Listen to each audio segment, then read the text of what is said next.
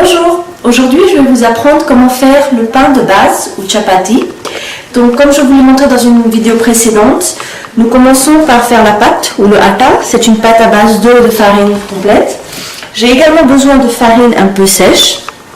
Et les chapatis sont cuits en général sur une poêle un peu bombée que nous appelons le tava. Les chapatis peuvent également être cuits dans une poêle normale et je vais vous le montrer. Donc la première étape, c'est de faire chauffer la poêle à feu moyen, comme vous pouvez le voir.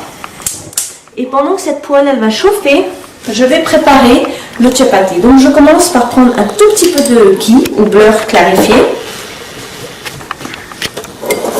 pour que mes mains ne soient pas trop collantes. Donc je vais prendre un peu de pâte. Vous voyez, la pâte elle est élastique, voilà. Ça fait environ 60 grammes. Et l'idéal maintenant, c'est d'en faire une boule qui soit complètement lisse. Et l'idée, c'est de pousser avec vos doigts au milieu la pâte. Et quand de tous les côtés, elle a bien été poussée, voilà, je fais un petit cercle et je tourne. Je tourne, je tourne. Et voilà, j'obtiens une boule comme ça. Maintenant, ce que je vais faire, c'est que je l'aplatis sur ma main. Je la mets dans la farine.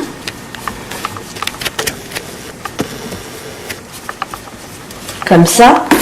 Et maintenant, je vais la rouler. Donc, je commence à la rouler. Et au fur et à mesure que je roule, voilà. Je ne sais pas si vous le voyez à la caméra, mais quand je suis en train de passer le rouleau à pâtisserie, la pâte, elle roule et elle roule en même temps. C'est-à-dire que le chapati tourne.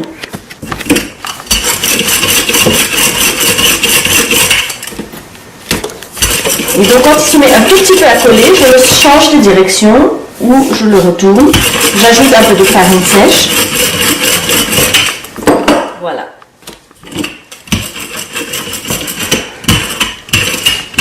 Maintenant, le chapati est prêt. Ce que je vais faire, c'est que je vais le mettre sur la poêle. Et je le passe d'une main à l'autre un peu pour enlever la farine qui est restante. Et je le pose dessus. Je vais en préparer une autre pour la mettre sur l'autre poêle pour vous montrer que ça cuit tout aussi bien. Et là, pareil, je pousse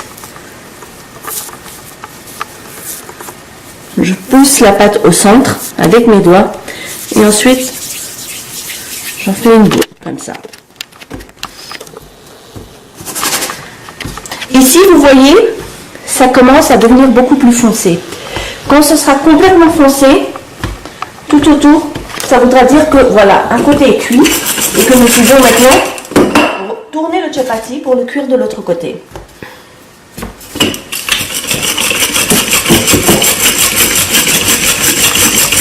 Donc je regarde un œil ici et un œil là.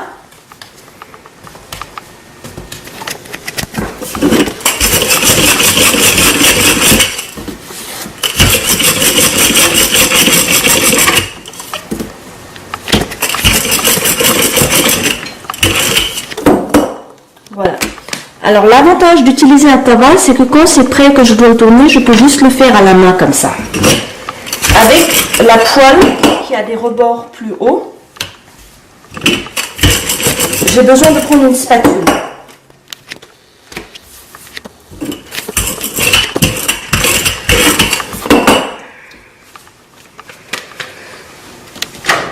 Voilà.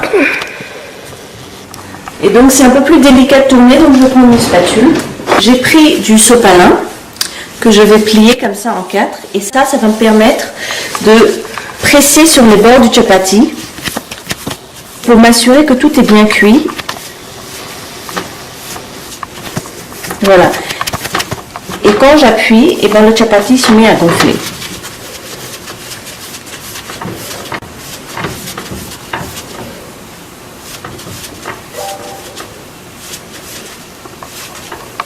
Voilà, ici, ça cuit également. Donc voilà, je l'ai retourné.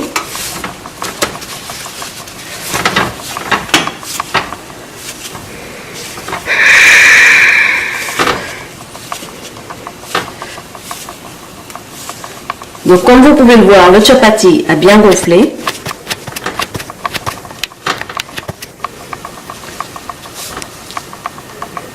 Je vais le laisser cuire pendant quelques secondes de chaque côté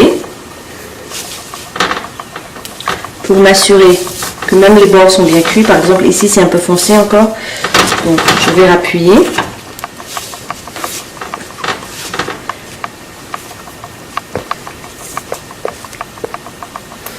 Donc une fois qu'il est cuit comme ça, je le sors, je le mets dans mon petit panier chapati et je mets un tout petit peu de beurre clarifié dessus.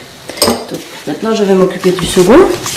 Voilà, ici vous voyez les petites bulles qui apparaissent, donc je le change de côté et je vais commencer avec mon petit sopalin à appuyer pour le faire gonfler.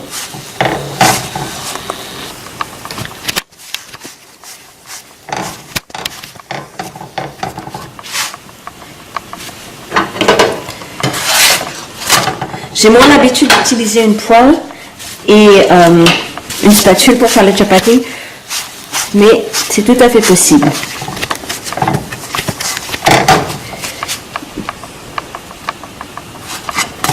Voilà, celui-là semble très bien cuit ici.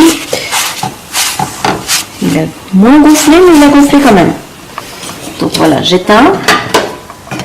Je le mets également dans mon petit panier. Voilà. J'ajoute un peu de ghee.